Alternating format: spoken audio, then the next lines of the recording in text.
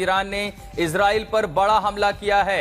Israel की तरफ मिसाइलें दागी हैं। कई शहरों को ईरान ने निशाना बनाया है, जिसके बाद ईरान में एयर सायरन अलर्ट आया। लोगों को पहले ही वहां बंकरों में जाने के लिए कहा गया है और तस्वीरें ईरान की तरफ से भी सामने आ रही हैं कि वो लॉन्ग रेंज मिसाइलों का इस्तेमाल कर रहा है। कई तस्वीरें जो ईरान की तरफ से भी इस प्रोपेगेंडा वॉर में सामने आई हैं कि कैसे वो जमीन के नीचे से, देखिए ये संभवतः वही तस्वीरें हैं कि कैसे जमीन के नीचे ऐसा लगता है कि धरती का सीना फाड़ के मिसाइलें निकल रही हैं। और यही ईरान की खासियत है, भौगोलिक रूप से उसके पास इस तरह के एसेट्स हैं जहां वो जमीन के नीचे बंकरों में, पहाड़ों में उसने अपना असलहा छुपा रखा है, अपनी मिसाइलें छुपा रखी हैं जो ऊपर से सैटेलाइट से नजर नहीं आती, ना ही उसको किसी तरह मॉनिटर किया जा सकता, क्योंकि ईरान उन लॉन्चर पैड को खत्म कर रहा है जहां पर मोबाइल के जरिए, मोबाइल वैन्स के जरिए वो उन्हें आगे ले जा रहे हैं। लेकिन उधर अमेरिका और इजराइल ने भी ईरान पर लगातार हमले किए हैं। एयर स्ट्राइक में मरने वालों का आंकड़ा 1000 से ज्यादा पहुंच चुका है। ईरान में अमेरिका और इजराइल के हमलों से जो दहल उठा है, उसके बाद मरने वालों की संख्या बढ़ रही, 1000 से ज्यादा लोग मरे। और याद रहे, इनमें 160 वो मासूम बच्चियां भी हैं जो मीनब के उस स्कूल में मारी गई थी। खामनेई और उनके परिवार के सदस्यों सहित शीर्ष कमांडर को अगर कुल मिला लें तो अमेरिकी हमलों में 1000 से ज्यादा लोग मारे गए हैं। भारी तबाही की तस्वीरें भी ईरान से सामने आ रही हैं।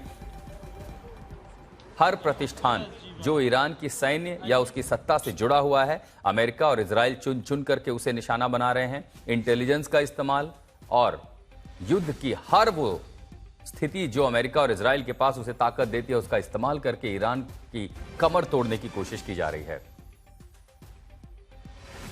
और सिर्फ हमले पर अमेरिका या इजराइल नहीं रुके हैं, बल्कि उनकी ओर से चेतावनी भी जारी की जा रही है। व्हाइट हाउस के मुताबिक आने वाले कुछ घंटों में अमेरिकी सेना ईरान के आसमान पर पूरी तरह नियंत्रण हासिल कर लेगी। इसके बाद चिन्हित सैन्य ठिकानों पर बड़े हमले शुरू होंगे। व्हाइट हाउस की ओर से जारी बयान में कहा गया है कि ईरान अब हार्मुज स्ट्रेट यानी हार्मुज जल डमरू के जरिए तेल की आपूर्ति को नियंत्रित नहीं कर पाएगा। यह रास्ता दुनिया के करीब 20% तेल व्यापार के लिए बेहद महत्वपूर्ण माना जाता है। तो व्हाइट हाउस का दावा है कि इस समय अरब सागर, हार्मुज जल डमरू और ओमान की खाड़ी में कोई भी ईरानी जहाज सक्रिय नहीं है। यानी अमेरिका ने हार्मुज स्ट्रेट को बचाने के लिए हाथ खड़े किए, लेकिन यह जरूर कह दिया कि अब एयर डोमिनेंस अमेरिका का ईरान में होगा।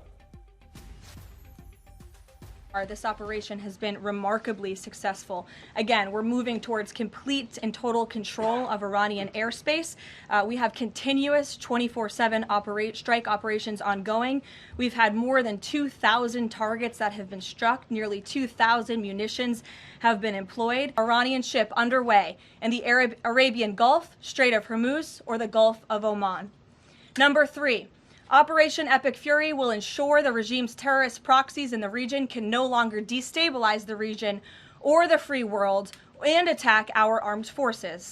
And thus far, Iran's proxies are hardly putting up a fight. And we just, in the next few hours, will be achieving that dominance over the skies, which means the United States military will be raining missiles and weapons down on Iran to hit these specific targets that have been identified as crucial to take out by the Department of War.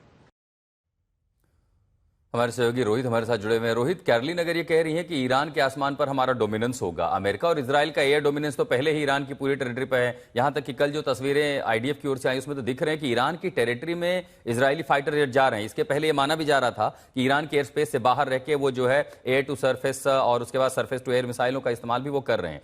Air dominance का मतलब क्या वो कह रहे हैं कि अब ये लगातार ईरान के एयर स्पेस में घूमेंगे, उसके बाद तैयारी बढ़ी है, अगर वो कह रहे हैं कि हम चुन चुन करके मारेंगे?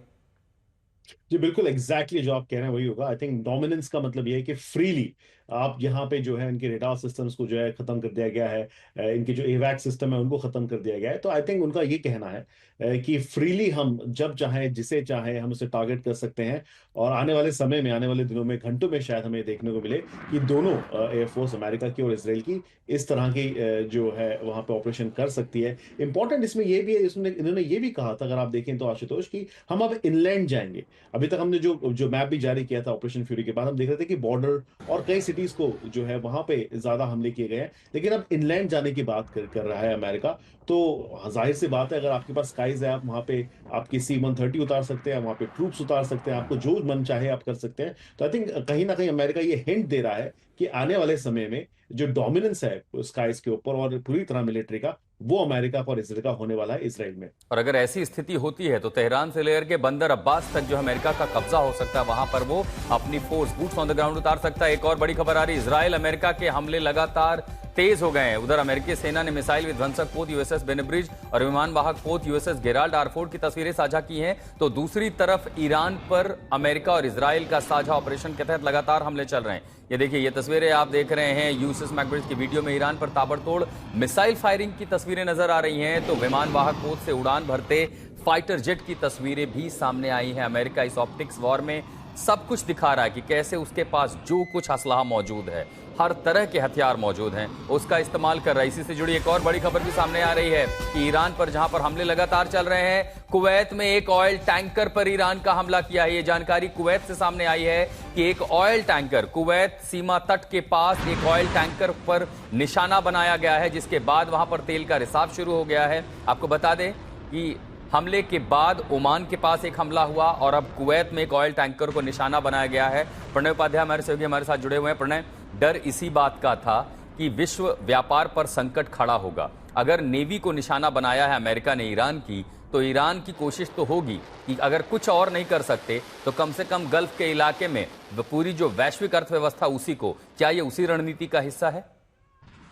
जाहिर तौर पर ईरान ने जिस तरीके से अपनी रणनीति को आगे बढ़ाया है, उसकी कोशिश है कि वो इन खाड़ी के तमाम देशों को जहां पर अमेरिका के बेसेस मौजूद हैं, उनको इस कीमत का एहसास कराए कि अमेरिका को अपने यहां पर बुलाने बैठाने और उनकी मेहमान नवाजी करने की कीमत क्या होती है। खासतौर पर ईरान ने ये दिखाया है कि उसके सुप्रीम लीडर को जिस तरीके से मारा गया है, जिस तरीके से ईरान की सॉवरेनिटी वायलेट हुई है, अब उसके पास कोई चारा नहीं बचा है, इसलिए वो अफरा तफरी फैलाने की ताकत रखता है। लेकिन आप देखिए, दोनों तरफ से अमेरिका इजराइल जो कर रहे हैं इस नैरेटिव की लड़ाई में, वो अरब देशों को ये बताने की कोशिश कर रहे हैं कि देखिए, यही वो खतरा था जिससे हम आपको आगाह कर रहे थे, जिनकी आप पैरवी कर रहे थे, वो आपको भी नहीं छोड़ रहे हैं। उस ओमान को जिसने मध्यस्थता की थी बातचीत के लिए अमेरिका और ईरान के बीच में, उस ओमान के भी तट के ऊपर हमले हो रहे हैं लगातार, और टैंकर्स जो हैं वो ध्वस्त किए जा रहे हैं। ये एक ऐसा क्षेत्र है, ऑयल रिग्स और टैंकर, ये लाइफलाइन है अरब देशों की, ये उनके रोजगार, उनके कारोबार का सबसे बड़ा हिस्सा है, और अगर उनको टारगेट किया जाता है